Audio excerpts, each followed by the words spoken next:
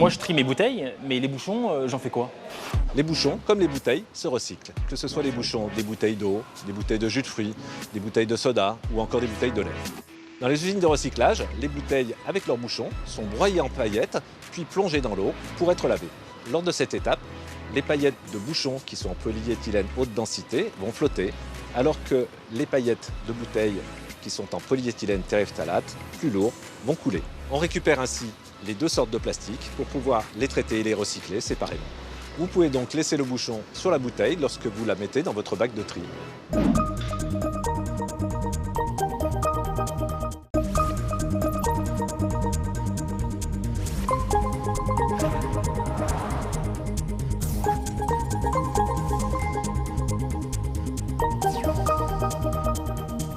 Pourquoi je ne peux pas mettre les verres à boire ou la vaisselle dans le conteneur à verre alors que c'est du verre? On ne met en effet dans le bac de verre que les emballages en verre. Les bouteilles, les flacons, les pots et les bocaux, car ce type de verre fond à une température de 1000 degrés. Alors que le verre culinaire, la vaisselle ou le verre à boire, a une composition chimique différente et sa température de fusion est supérieure à celle du verre d'emballage. Si ces deux types de verres sont introduits ensemble dans les fours verriers, alors les bouteilles recyclées présenteront des défauts et seront fragilisées.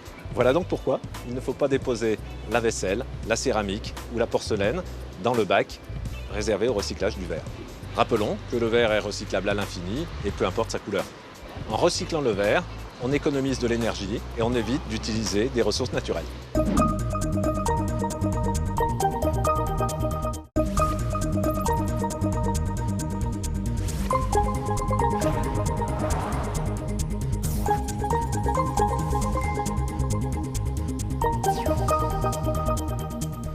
Mais en fait, que fabriquons-nous avec tous ces emballages recyclés?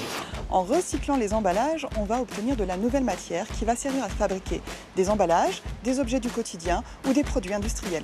Ainsi, 230 canettes recyclées, c'est assez de matière pour fabriquer le cadre en métal d'un vélo de type VTT. Une bouteille en verre sert à fabriquer une nouvelle bouteille en verre. Et avec 7 flacons de lessive recyclés, on arrive à fabriquer un siège auto pour bébé. Quelles que soient les applications, nous avons donc de la matière recyclée tout autour de nous. La matière recyclée des emballages a énormément de valeur, car lorsqu'on utilise cette matière, on évite d'utiliser des ressources naturelles telles que le pétrole, la bauxite, la silice. Et on évite d'utiliser des quantités importantes d'énergie et d'eau qui servent en fait à transformer les ressources naturelles en matières premières.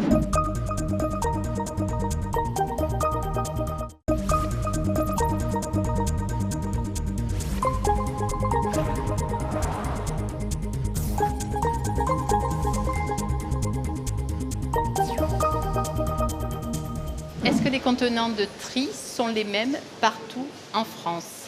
En France, la collecte des bacs de tri est assurée par les collectivités. Près de 100% des Français ont accès à un dispositif de collecte. La façon dont sont collectés les emballages peut varier d'une commune à une autre. Ce peut être en bac individuel ou en point de collecte sur la voie publique. Les couleurs des bacs peuvent également varier. Mais pour ce qui est des consignes, on trie tous les emballages en verre, tous les emballages en métal, tous les emballages en carton, tous les papiers. Et pour le plastique, on ne trie que les bouteilles et flacons. À moins que vous ne fassiez partie des 25% de la population française concernée par l'extension des consignes de tri à tous les emballages. Dans ces cas-là, vous pouvez déposer dans le bac de tri tous les emballages, sans exception. Si vous avez un doute sur la consigne de tri de votre commune, vous pouvez télécharger l'appli Guide du tri ou consulter le site consignedetri.fr.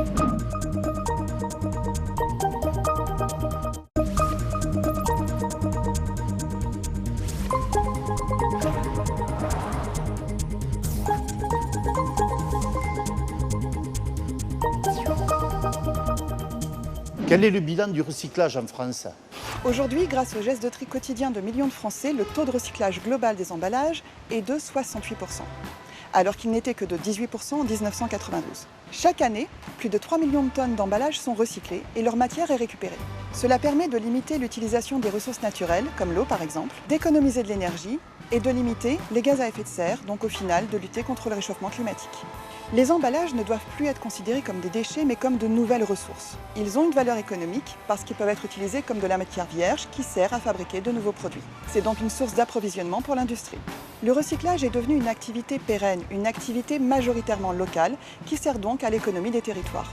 89% des emballages que nous trions est recyclé en France, 10% dans les pays limitrophes, en Europe, et 1% à l'international.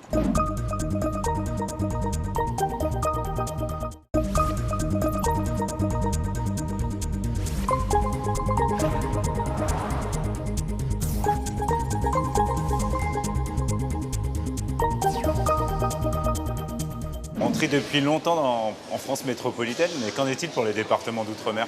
La mise en place de la collecte et du recyclage des emballages dans les départements, régions et territoires d'outre-mer est beaucoup plus récente qu'en France métropolitaine. Elle a démarré en 2002 sur l'île de la Réunion et s'est étendue progressivement sur tous les territoires. Guadeloupe, Saint-Martin, la Martinique, Saint-Pierre-et-Miquelon, Mayotte et la Guyane. Il faut réaliser que ces départements sont particuliers de par leur géographie, leur climat ou leur caractère insulaire, excepté pour la Guyane bien sûr. Cela impose donc une organisation de la gestion des déchets différente. Par ailleurs, il s'agit de trouver des solutions locales de recyclage adaptées, voire spécifiques. Par exemple, on teste en Guadeloupe la valorisation du carton sous forme de copeaux pour servir de litière pour les élevages de poules. La Martinique va utiliser du verre broyé en sous-couche pour les routes goudronnées.